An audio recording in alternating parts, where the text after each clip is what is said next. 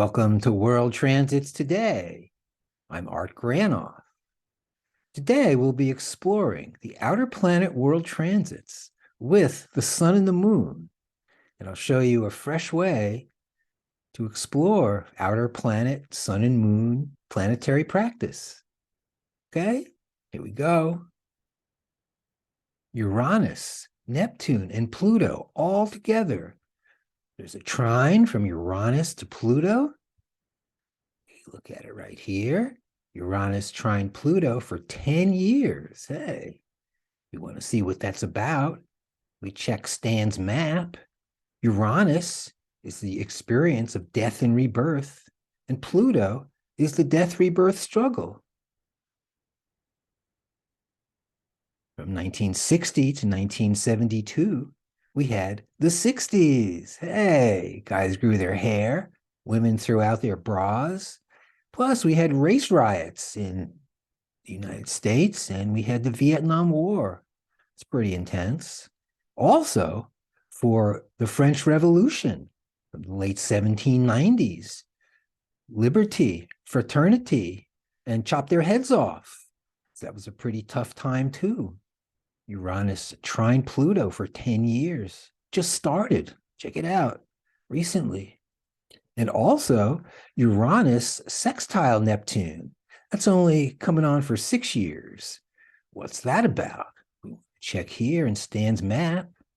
Uranus, the death rebirth experience, looks pretty good.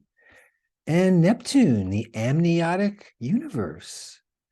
Looks all right. Looks like easy access to the transcendent. Take that. Then also Neptune sextile Pluto, the 100-year transit. Neptune, amniotic universe, doing pretty good, hanging out in the womb. And Pluto, the death rebirth struggle. Sounds pretty intense. So, starting 3 months ago, they're together. And here's a daily practice for outer planet world transits with the sun and the moon. For a few minutes each day, we notice where the sun and moon are transiting the outer planets. For instance, today, October 14th, is the new moon. The sun and moon are together, and we notice they're both square with Pluto. The sun is my outward personality, who I am in the world. I'm Art Granoff. I'm an archetypal astrologer. I live in California. And the moon relates to our inner person, our feelings, emotions, our private side we may not show to everybody. So if we have the sun with Pluto, Pluto represents power and intensity. Identifying with power and intensity can either come out as something bubbling up from within you, finding your voice, declaring who you are in some way, or it could be kind of intense.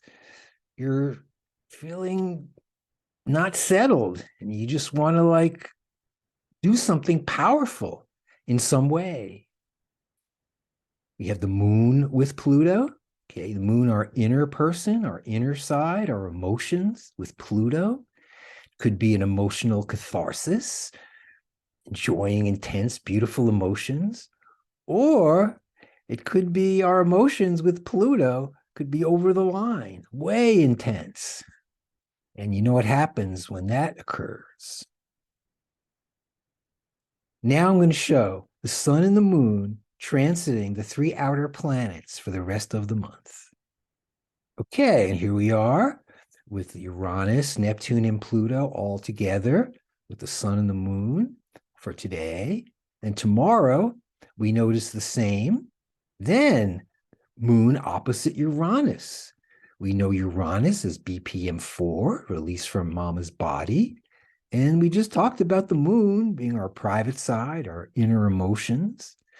So moon with Uranus could be the person who's feeling really good with their emotions, feeling open and free. Or you could be the person that's so free and open is that you have no time for anybody else. So I call it sometimes the no time left for you archetype. Keep going. 17th. Oh, the moon's changed positions. Now, in addition to the moon with Uranus, we have the moon with Neptune and the moon with Pluto.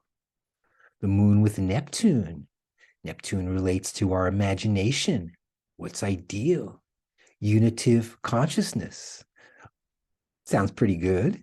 And with the moon, moon is soft and giving. So what do we find with the moon and Neptune?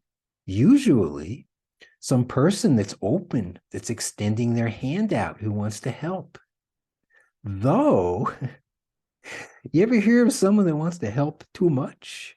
Someone who wants to keep giving, perhaps when it's not even required, or over giving, overdoing it? Well, that could be the shadow side of moon with Neptune. So it's good to be aware of that. You find yourself in that position where you see others doing that, you could say, oh, maybe there's moon Neptune.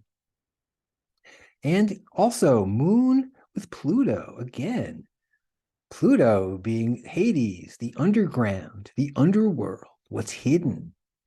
With the moon, our tender side, our emotions. Again, emotional catharsis. Or could be intense emotions, trying to figure out who's on top. Then we move over to the 18th, 19th, moon back with Neptune again. Tender giving or too much giving. 1020, we're back with the moon on our own.